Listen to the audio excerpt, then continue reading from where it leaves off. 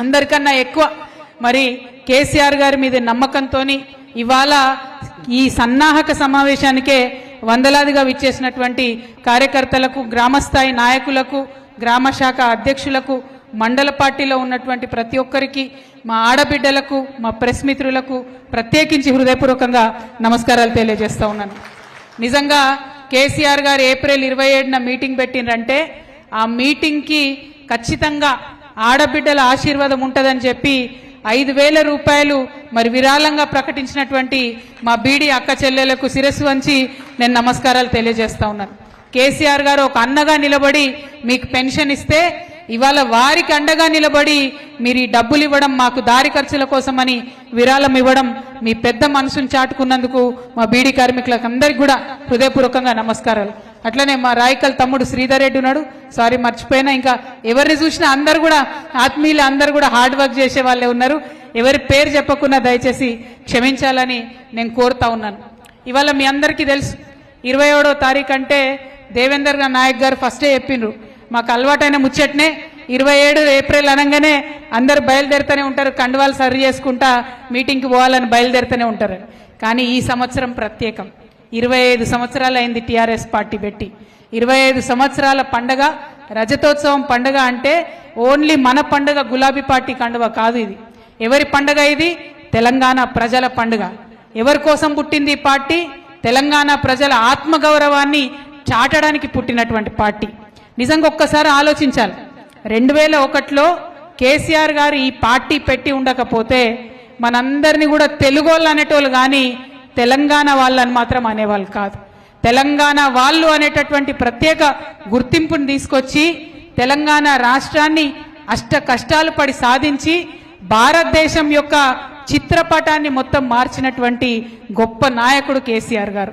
మరి వారు పెట్టినటువంటి పార్టీ ఇవాళ 25 ఏళ్ళు అవుతుందంటే అది కేవలం బీఆర్ఎస్ పార్టీ చరిత్ర కాదు, తెలంగాణ ప్రజల చరిత్ర, తెలంగాణ ప్రజల పోరాట చరిత్ర.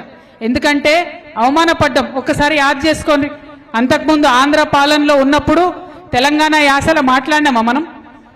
తెలంగాణ యాసలో మాట్లాడాలంటే ఇప్పటికి కూడా చెప్తారు నాకు, ఐటీ ఆఫీసులలో పనిచేసేటోళ్ళు, హైదరాబాద్లో ఉండేటోళ్ళు, మా ఆడబిడ్డలు బయట షాపుకు పోయినా, దుకాణానికి పోయినా, హోటల్కి పోయినా ఏమండి అని మాట్లాడాలి, మర్యాదగా మాట్లాడాలి.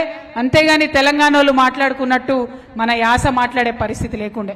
2001లో కేసీఆర్ గారు మైకు వట్టి తెలంగాణ యాసలో మాట్లాడితే అప్పుడు వచ్చింది ధైర్యం అందరికీ. అప్పుడు గుండె నిండా ధైర్యం పెంచుకొని మన భాష, మన యాస, మన పండుగ, మన పాట అని చెప్పి పిడికిలెత్తి ఉద్యమించినాం.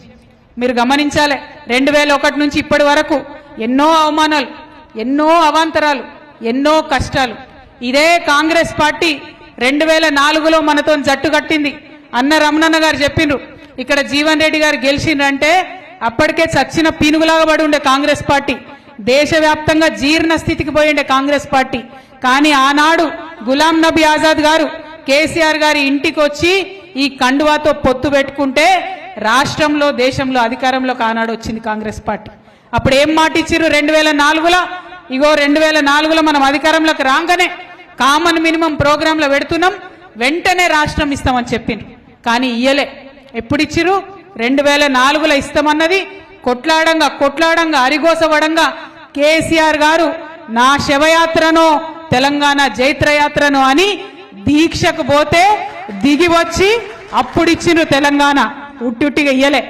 ఆ 10 ఏళ్ళు మనందరం కూడా ఎన్నో అవమానాలు పడ్డాం గ్రామంలో. ఇంతకుముందు మా జలంధర్ చెప్పిండు, 2001లో కేసీఆర్ గారు ఆడ పార్టీ పెట్టంగానే జలదృశ్యంలో నేను ఇక్కడ జెండా పట్టినా అని. కానీ జెండా పట్టంగానే ఈజీగా ఏది రాలే. ఆయనకు రావాల్సిన ఇందిరమ్మ ఇల్లు 2005లోనే తీసేసిరని చెప్పిరు. అంటే కాంగ్రెస్ వాళ్లకు ఈ బెదిరింపులు కొత్త కాదు, మోసం కొత్త కాదు. ఆనాడు 2004లో మనని మోసం చేసిరు, మళ్ళా ఇవాళ 2024లో కూడా తెలంగాణ ప్రజలను మోసం చేసిరు.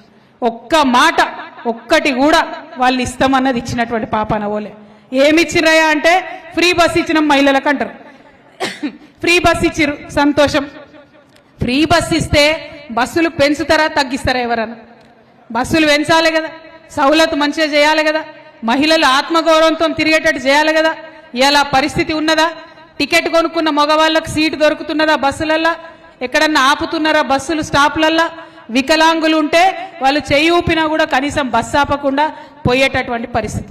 ఎందుకోసం? డ్రైవర్ మీద భారం, కండక్టర్ మీద భారం, ఆర్టీసీ బస్సుల మీద భారం. మరి బస్సులు మీరు పెట్టినరు ఫ్రీ బస్సు, కానీ బస్సులు ఎందుకు పెంచరు? మా ఆడబిడ్డలు సౌకర్యవంతంగా కూర్చునేటట్టు ఎందుకు చేస్తలేరు? ఒక బస్సు ఇచ్చి మిగతా ఎగబెడతామంటే మరి మనం చూసుకుంటా ఊరుకుందామా? బస్సు ఇచ్చినాం కానీ బంగారం ఇయ్యమంటాడు రేవంత్ రెడ్డి గారు. విందామా? అట్లనే చూద్దామా? వద్దా బంగారం మనకు? ఎన్ని మాటలు అన్నారు ఆనాడు మనల్ని. ఇగో కేసీఆర్ ఉట్టి చెక్కిస్తున్నాడు మీకు 1,00,000 రూపాయలు, మేము వస్తే బంగారం తులం బంగారం ఇస్తామని చెప్పిరు.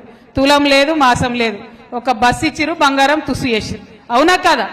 మరి నేను మీ అందరినీ కోరేది ఒకటే, రమణన్న ఈశ్వరన్న ఇప్పటిదాకా చెప్పిండ్రు ఈ మాట.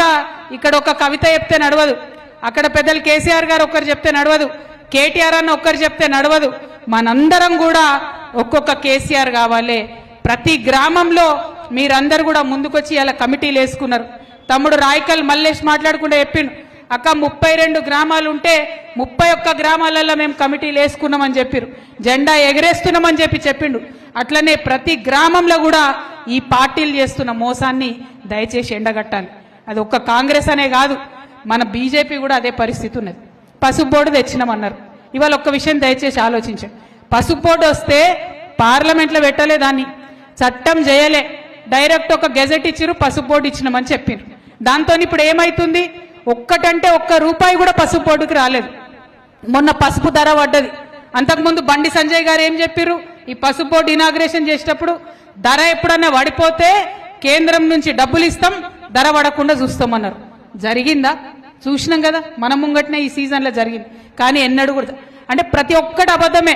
ఆనాడు మోడీ గారు మొదలుపెట్టిరు 2 కోట్ల ఉద్యోగాలు ఇస్తామని, ఇప్పటి వరకు ఇచ్చిన దాఖలాలు లేదు. 15 లక్షలు ప్రతి ఒక్కరికి వేస్తామన్నారు, ఇప్పటి వరకు ఇచ్చిన దాఖలాలు లేవు. ఏమైంది ఎంపీ గారు? మరి పసుపు బోర్డుకు చట్టబద్ధత లేదు, ఇస్తామన్న ఉద్యోగాలు దిక్కులేవు, వస్తాయన్న 15 లక్షలు ఎవరికి రాలేదు అని అడిగితే ఏమంటాడు అరవింద్ గారు? ప్రెస్ మీట్ పెట్టాలా, పిచ్చి మాటలు మాట్లాడాలి. అంతకు మించి ఎప్పుడు కూడా ఒక పనికొచ్చే మాట కానీ ఎప్పుడు కూడా ప్రజల కోసం మాట్లాడినటువంటి దాఖలా పోలే. ఒక్కసారి దయచేసి మా కార్యకర్తలు ఆలోచించాలి.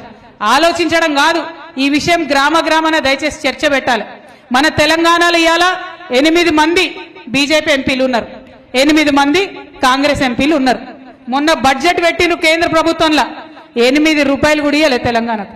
8 అంటే ₹8 కూడా ఇవ్వలే. 8 + 8 పెద్ద గుండు 0 ఇచ్చారు. అంతకు మించి ఏమి ఇవ్వలే. ఒక్క అరవింద్ మాట్లాడాడు, ఒక్క బండి సంజయ్ గారు మాట్లాడాడు, ఒక్క కాంగ్రెస్ ఎంపీ కూడా మాట్లాడాడు.